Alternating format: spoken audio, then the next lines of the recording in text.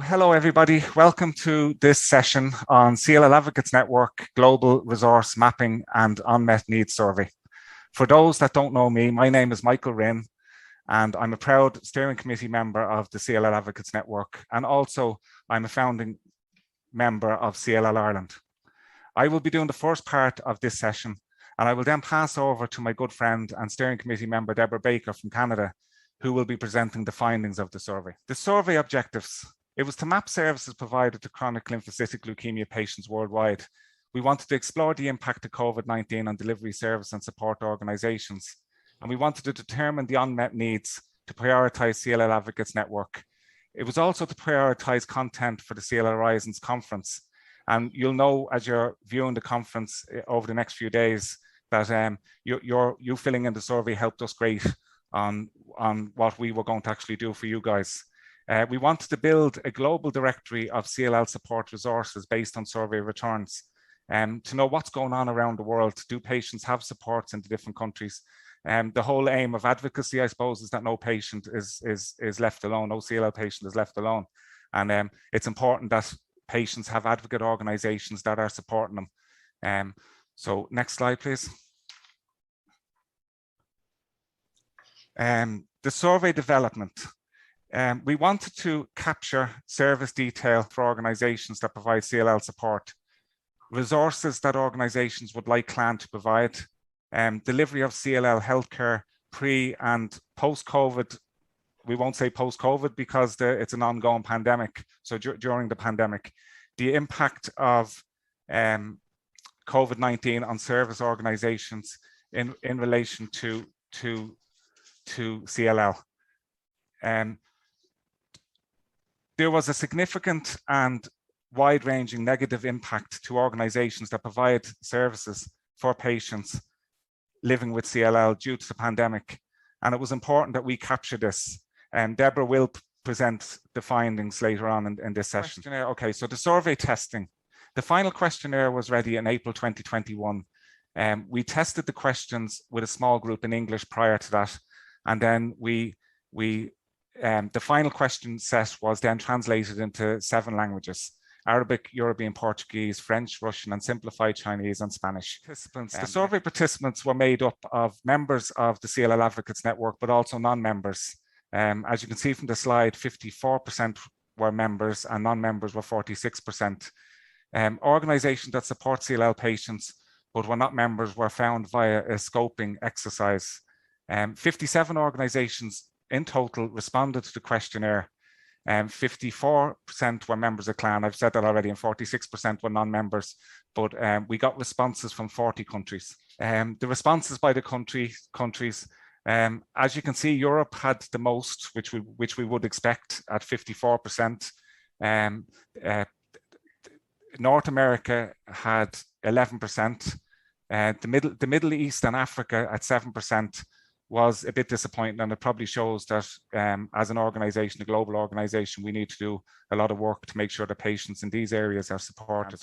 And at this point, I'm delighted to hand over to Deborah Baker from Canada, a friend and also steering committee member, to present the findings of this survey. Thank you, Deborah. Thanks, Michael. So I thought we'd start with what you as a CLL support organization think you're good at.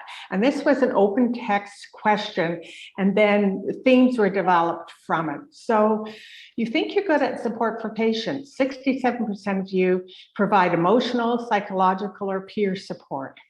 You think you're good at providing informational material, and this would be either digital or printed material for your patients.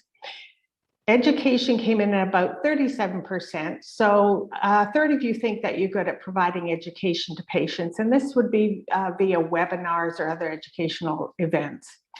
Advocacy came in at 19, so that's perhaps something that groups need to improve on in terms of what advocacy they provide for their patients. Raising awareness and fundraising came in pretty low at 10%. So again, these are areas that you think you might be able to improve in. So what does your organization offer? Patient meetings, and awareness campaigns were at the top of the list. And non-member organizations, NMOs, and member organizations, MOs, report the same levels of service provision in terms of patient meetings. It was a little bit different than in the awareness campaign, showing the non-member organizations provided more awareness campaigns. Telephone support was provided around 77%, again, virtually the same by both member and non-member organizations. Educational events were more likely to be delivered by the member organizations than the non. And news and conference cover was definitely more likely to be delivered by member organizations at 81% versus the non-member organizations. And CLLAN members are also more likely to deliver conferences and webinars themselves. We wanted to know if your organization offered financial or welfare support, and the responses show that it's lacking by both member and non-member organizations. They're both about a quarter, 25% of organizations. So there's 75% of groups that do not offer this. So again, this might require further analysis to determine whether or not it's needed.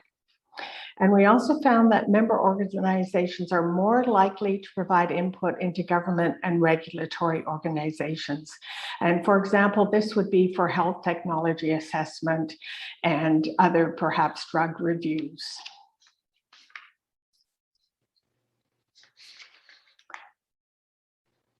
We also asked about information that your organization develops. And although there's a high level of digital media used in delivery of the support services, printed materials still remain slightly more popular with all groups than the digital media. And this is possibly related to the age of your members. We found that if you combine CLL and other blood cancer patients, printed leaflets and booklets were the most popular. Online digital leaflets and booklets came in about half of the group, about 50%, and the newsletters were the lowest in this group. If you look at CLL patients only, about half of the organizations provided printed leaflets or booklets, as well as online digital leaflets and booklets. And again, about 23% offered a newsletter for this group. Carers, unfortunately, were provided the least information, either in terms of printed leaflets or booklets or online information. And the newsletter, again, was not targeted to them. We also asked what your organization does not offer and what you would like to provide to your membership. The most common response was apps at 49%, videos at 26%, and newsletters at 25%. It's interesting because one of the other questions noted that very few apps have been developed for CLL support.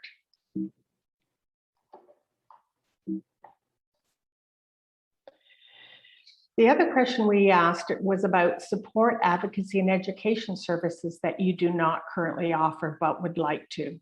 Clinical trials directory came in at 42%, health technology assessment at 28%, publications and presentations at relevant blood cancer meetings came in at 20% as well. And again, an interesting thing is that the clinical trials directory is currently only offered by about 18% of respondents. And we noted that almost all respondents reported a lack of finances to deliver these support services. The most popular support services provided by CLLAN include best practice sharing, and this would refer to the webinars and other information that we have on our website that helps you as an organization. CLLAN's newsletter, CLL Matters, was liked by 83% of organizations, and virtual conferences like this one, Horizons, as well as face-to-face capacity building events were both well desired by participants. So what specific support services would you like covered at events or in resources? Medical updates were appreciated by 91% of respondents. CLL research and clinical trials were wanted, patient support and patient education information, and then of course, COVID-19 information. So I hope you'll agree that we've developed a pretty good agenda to meet those requirements for this CLL Horizons. We then went into CLL healthcare affordability and asked some questions about that. And this is before COVID. So we wondered if ability to afford treatment and care was an issue for CLL patients in your country. And there's a clear difference with the rest of Europe and other global regions. You'll note that the rest of Europe is 71% agree that they're able to afford it, where overall only 49% agreed with that. And another interesting thing is down here in North America, you'll see 50% said it was an issue, 50% said it wasn't an issue. And as most of you would probably know, the ones who it wasn't an issue for were Canadian, and it was the US who had an issue with this. And that is a good illustration of what socialized medicine provides for patients. Access to healthcare in terms of how well informed your general practitioner is, your primary care person. Again, there seems to be a lack of education about CLL for primary care healthcare practitioners, even in developed countries. And as you can imagine, this makes a big difference in terms of the diagnosis of CLL patients. If your healthcare practitioner is the first person you have contact with, and they are not familiar with CLL, then delayed or late diagnosis is going to be an issue for patients in your country. So it's an issue across all countries, but especially in the Middle East and Africa countries and Latin America. So again, is this something that CLLAN can address in terms of getting more education for CLL or for primary care physicians? It's something we'll have to think about. We also wondered if patients had enough opportunity to take part in clinical trials. And 46% of respondents from all countries say they don't think there are enough opportunities. And again, Eastern Europe, Latin America, the Middle East, and Africa report the largest percentage. And is this related back to the care that patients are getting and maybe not being diagnosed early enough or not having enough care? Another important topic we wanted to know about was mental health support in CLL. And the organizations reported that over 67% of the organizations reported that patients living with a diagnosis of CLL do have access to mental health support, which is interesting because it's higher than when you ask patients the same question. So patients say only 50% of them have access to psychological support. So there's a disconnect there somehow between the organizations saying it's available and the patients obviously not knowing that it is. So again, something else we have to look further into. So what is the impact of COVID-19 on services for patients living with CLL? It's huge, as you can imagine. And organizations have had to stop or reduce support or services. They've had to adapt some of the support and services they provide. Patients have had to postpone and cancel appointments. They've had treatments delayed, or they've had a change in treatment. Perhaps they didn't want to go into hospital or weren't able to get into hospital for treatment and have an oral treatment at home now. So one of the reasons for this could be a national or a local lockdown. It's also a lack of volunteers and a lack of resources or funding that's been changed during COVID. So where do we go next? Well, CLL Advocates plans to develop a strategic plan to address some of the key issues in this survey. We want to look at the unmet needs and determine what our network priorities are. We'll continue to work on the global directory of support services and resources, and hopefully it'll be available at the end of 2021 or early 2022. And Nick York will be presenting on day 3, following up with some of the recommendations and strategic insights from this. So be sure to connect on that day and hear a little bit more of the results of the survey. Thank you, everybody, and have a good day.